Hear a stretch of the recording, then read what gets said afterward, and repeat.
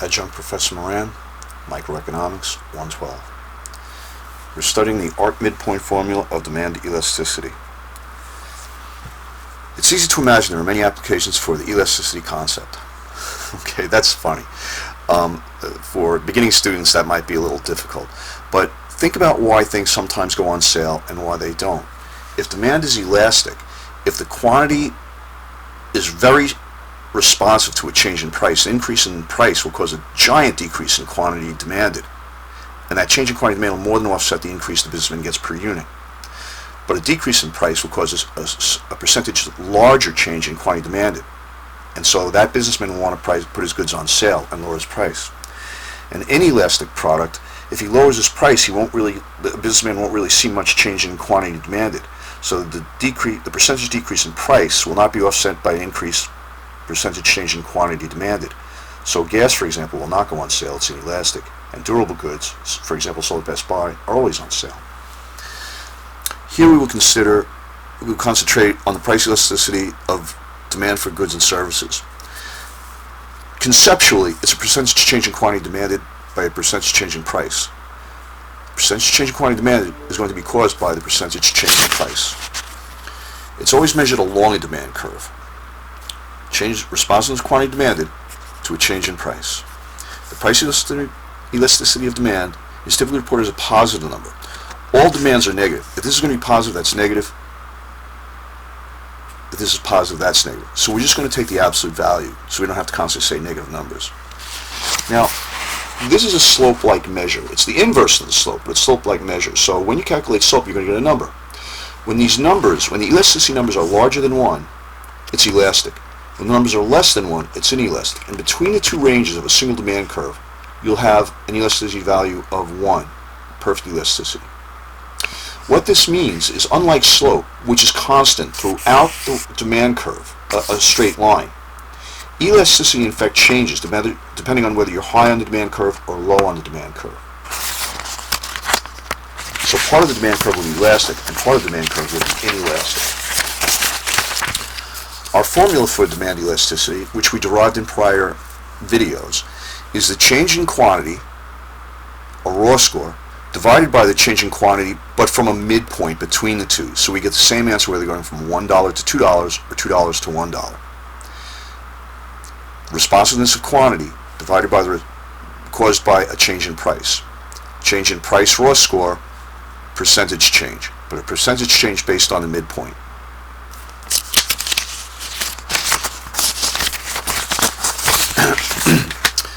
Coffee problems.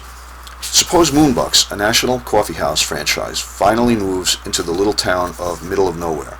Moonbucks is the only supplier of coffee in town and faces the following demand schedule each week. So they've done a survey of consumers and found out at different prices what the quantity demanded will be. With the correct answer on the blanks, underline the correct blanks.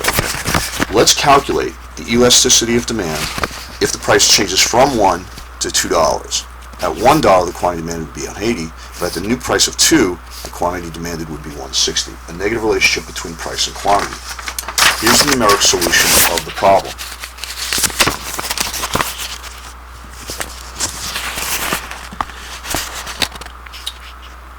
You have to keep the data points matching. So at $2 is 160, at $1 it's 180. Don't switch the data points. 160 minus 180 is a negative 20. 160 plus 180 divided by 2 is 170. In the denominator, the change in price, 2 minus 1 equals 1. 2 plus 1 divided by 2 is 3/2. We'll simplify this part of the numerator first. Actually, we'll do 20 over 170, but we'll forget the negative sign because it's an absolute value, and we'll invert this and multiply it by this to simplify the complex fraction in the denominator. It becomes 2/3. Invert the 2/3 again to solve this complex fraction, and you get 3/2. 20 times 3, 60. 170 times 2 is 340. Simplifying that becomes 0.18. This is inelastic. Just to prove to you that now using the arc midpoint formula, you'll get the same answer, and you need to go back to the prior video to see that if you don't use the midpoint, you'll get different answers going from 1 to 2 and 2 to 1. Doing it again, but switching the numbers now. 180 minus 60 is 20. 180 plus 160 divided by 2 is 170. Price, 1 minus 2 is negative 1, over 1 plus 2 divided by 2 is 3 halves. You get rid of the negative sign because we're going to use absolute values. Inverting 3 halves, 2/3, multiplying by 1 gives us 3 halves in the denominator, and 20 over 170 in the numerator. Invert and multiply this denominator to simplify this fraction gives us 3 halves. 60, 340, and 180. They're the same. This is why we're using the midpoint.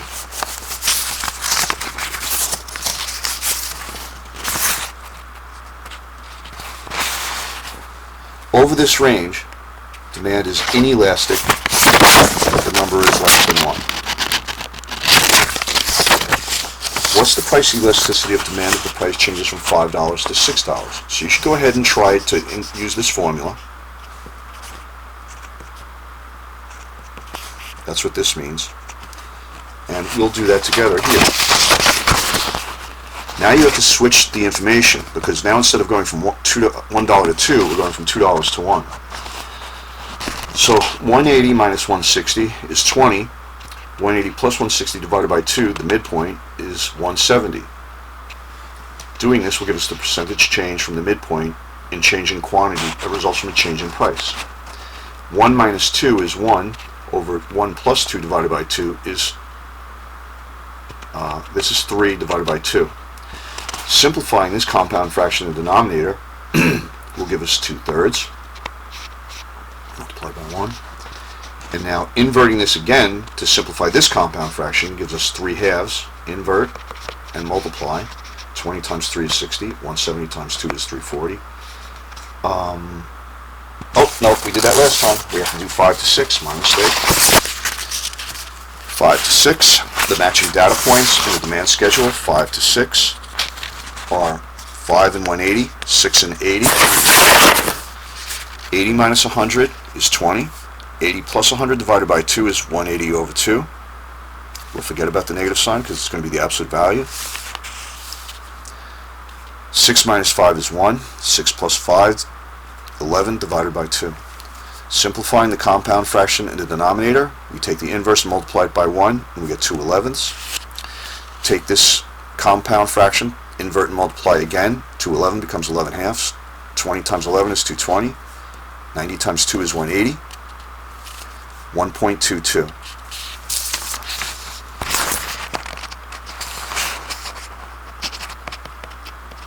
Since this is larger than 1, it is elastic in this range. What does this mean? No demand curve is fully elastic or inelastic. Here, the elasticity from 5 to 6, the elasticity is 1.222, indicating it's elastic. This person should lower his price, and the percentage change in price lower will more than offset the percentage increase in quantity demanded. I'm reversing and sitting on 5 to 6. I'm going to 6 to 5. But down here, the elasticity was only 0.18. This is inelastic.